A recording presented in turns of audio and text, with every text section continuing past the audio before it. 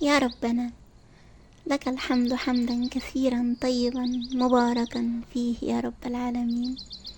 اللهم حبب إلينا الإيمان وزينه في قلوبنا، وكره إلينا الكفر والفسوق والعصيان، واجعلنا من الراشدين.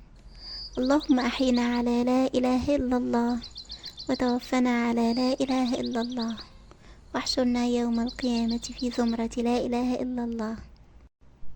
السلام عليكم، ازيكم؟ عاملين ايه؟ يا رب تكونوا بخير. شايفين المطبخ منظره ازاي؟ تعال اقولكوا هو كده ليه. بصوا، هو مكركب كده. انا كده اصلا كنت هكركبه كده، بس ركبنا فلتر واضطريت ان انا اطلع كل الحاجة دي عشان الراجل هيركب الفلتر تحت الحوض. تمام. فاحنا ركبنا الفلتر وكل حاجة، وبعد ما ركبنا الفلتر كان الراجل ركب الحنفية بتاعته في الحيطة، وجينا نفتح الحنفية بعد ما الراجل مشي، رحنا لقينا الحنفية بتنزل في الأرض. فقلت ايه، لا انا لازم اطلع كل الحاجة اللي تحت الرخام ده كله، عشان الراجل لما يجي يشتغل بعد ما يمشي ميبقاش فيه تسريب تاني وهو مش عارف التسريب ده جاي منين. لان طبعا في ظل وجود الحاجة دي كانت لما في مية بتنزل مش بتبان غير لما بعد فترة يعني. المهم انا طلعت كده كل الحاجة اللي تحت الرخام اللي كنت رصاها، و وطلعتها كده كلها برا المطبخ، لان كده اصلا كنت ناوية ابصوا الحنفية راكبة في الحيطة. شايفين ازاي يا بنات؟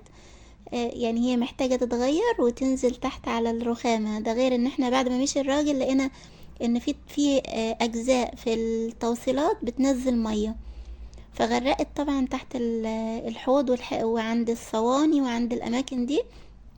فقلت لا، انا اشيل كله، اصلا كده هو خرم يعني اخرام بالشنيور وكده، ففي تراب في الارض.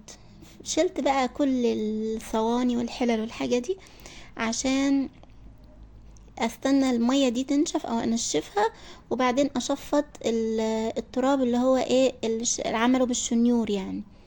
فلميت كل الحاجة كده وطلعتها بره في الريسبشن، وبعدين جيت هنا في الحوض بقى قلت ايه الم الحوض وافضيه وارص الحاجة في الغسالة عشان الراجل لما يجي يعرف يشتغل ومتبقاش فيه دوشة كده في المطبخ وكده. نسيت صحيح، انا كده كنت هطلع الحاجة كلها بتاعة المطبخ عشان كنت عايزة اظبط المطبخ وكده قبل رمضان، يعني تنظيفات رمضان ان شاء الله كده نبدأ مع بعض. فقلت اظبط المطبخ قبل رمضان. تمام. لميت كده فشطفت كل الحاجة على اساس ان انا احطها في غسالة الاطباق، و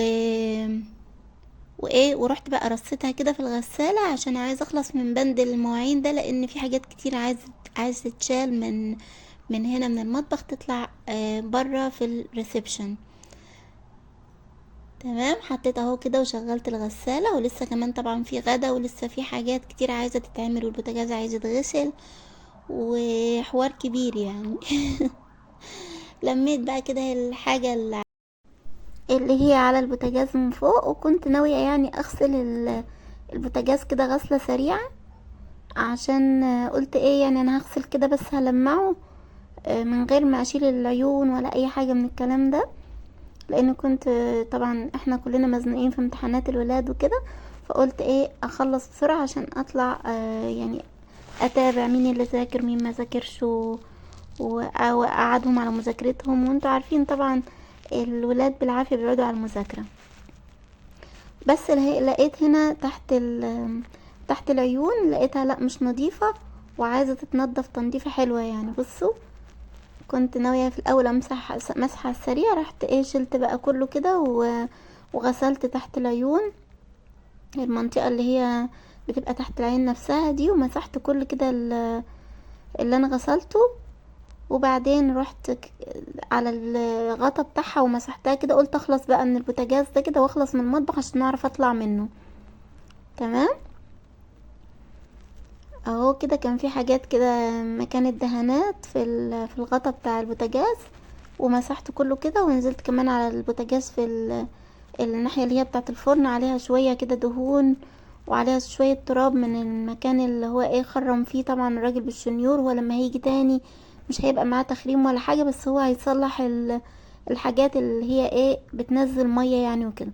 وحتى لو خرم هيخرم خرم واحد بس في الرخامة اللي هو هيطلع منه الحنفية. رحت هنا بقى على العيون. بصوا انا العيون بتاعتي بايظة، يعني العيون مسودة كده، وده بسبب مسحوق. مرة كنت جبت منظف بتاع بوتاجاز وهو مش حلو، اللي هو شاهين بتاع البوتاجاز، جبته في مرة عشان اغسل بيه البوتاجاز.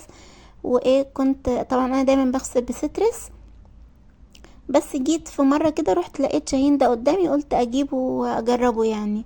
حطيت على العيون بتاعت البوتاجاز دي سودت كده زي ما انتوا شايفين يا بنات. خلاص غسلتها كده وسبتها تتصفى، وبعدين جبت الورق الالومنيوم وغطيت العين كده كلها بالورق الالومنيوم. تمام. لان الصراحة منظر العيون كده بيضايقني، ببقى متضايقة منه كده، بحس ان مهما غسلت في البوتاجاز فبيبقى منظر البوتاجاز مش نظيف، غير لما تبقى العين بتلمع كده وشكلها حلو يعني. بس بعد كده رحت حطيتهم كلهم كده. اما بقى العين اللي في النص دي اصلا من ساعة ما جبت البوتاجاز ده وهي مش شغالة، فغطيتها كلها كده لان انا مش بستخدمها. يعني انا هو البوتاجاز كبير وخمسة عين ومش عارفة ايه والكلام ده، بس بستخدم فيه الاربع عيون دي بس، لكن العين الكبيرة دي لا مش بستخدمها من ساعة ما جبت البوتاجاز. وجبت كذا حد يصلحه وراح قال لي لا ده الانبوبة بتاعت مش عارفة بتاعت العين نفسها عايز تتغير في توكيل اللي هو اي كوك، هو كان اي كوك. تمام. فمن ساعتها بقى ما صلحتوش. هنا بقى رحت كنست الارضية، وهنا جوه اهو بصوا ده المكان اللي بحط فيه الحاجة بتاعت المطبخ، مليان اتربة كده زي ما انتوا شايفين، فرحت شفطت كله. طبعا الحاجات اللي على السيراميك دي ده اسمنت ماسك في السيراميك مش راضي يطلع، وانا ان شاء الله كده فكرت في حل حلو كده ليه انا هعملها له باذن الله.